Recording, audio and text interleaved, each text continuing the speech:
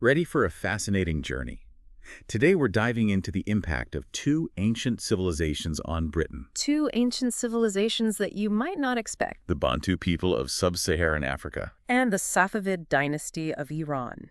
Get ready for some surprising connections. Yeah, this is going to be a good one. So first things first, who exactly were the Bantu people? So the Bantu people, they weren't a single state or empire or anything like that. Oh, okay. They were a widespread group with shared languages and cultural practices. I see. And they're known for their incredible migrations across Africa over thousands of years. Thousands of years, wow. Yeah, seriously, they spread across a huge portion of the continent. That's incredible. And as they moved, they spread their knowledge of agriculture, ironworking, and social structures. So they had a huge impact on Africa itself. Absolutely. They were instrumental in shaping the cultural landscape of much of the continent. Okay, so that's the Bantu people. Right. Now what about this Safavid dynasty?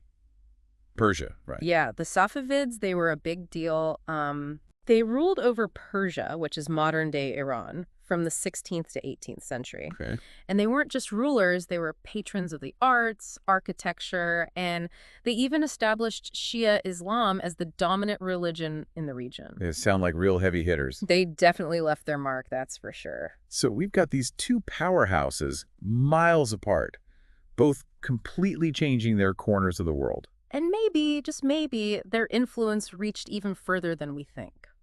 That's what we're going to find out today. Exactly. Now, when it comes to the Bantu people, it's important to remember those migrations we talked about. Right, across Africa. Exactly. And they were really skilled with ironworking, weren't they? Oh, absolutely. They were masters of ironworking, and that's really important here because, Because well, think about it. With better tools, they could farm more efficiently. more food, more people, more everything. Right, and that leads to more trade, more cultural exchange, and their influence just grows from there. So even if we don't have Bantu settlements in Britain, their innovations could have had a ripple effect. That's exactly what I'm saying. It's like that butterfly effect thing.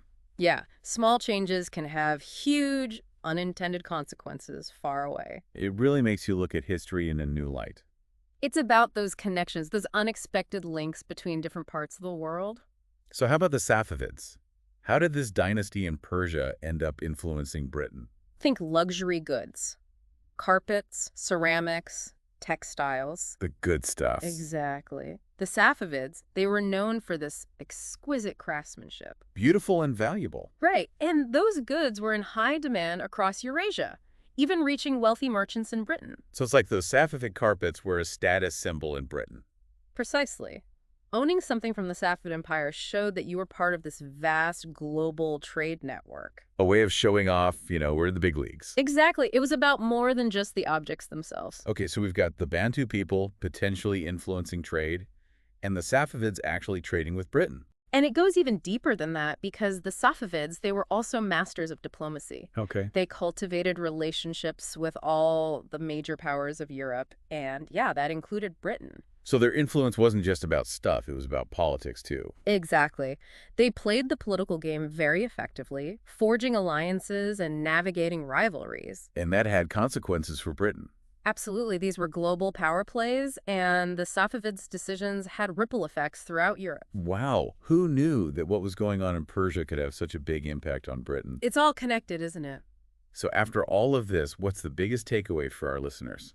That Britain's story is far more global, far more intertwined with Africa and the Middle East than many of us realize. It really challenges that traditional Eurocentric view of history. Exactly, and it reminds us to look for those hidden connections, those unexpected influences that shape the world we live in today. It's amazing to think about the Bantu people migrating across Africa and the Safavids creating this empire in Persia, both leaving their mark on Britain. It just goes to show you history is full of surprises. So to everyone listening, what other cultural influences might we uncover if we dare to look deeper? Keep exploring, and we'll see you on our next deep dive. See you next time.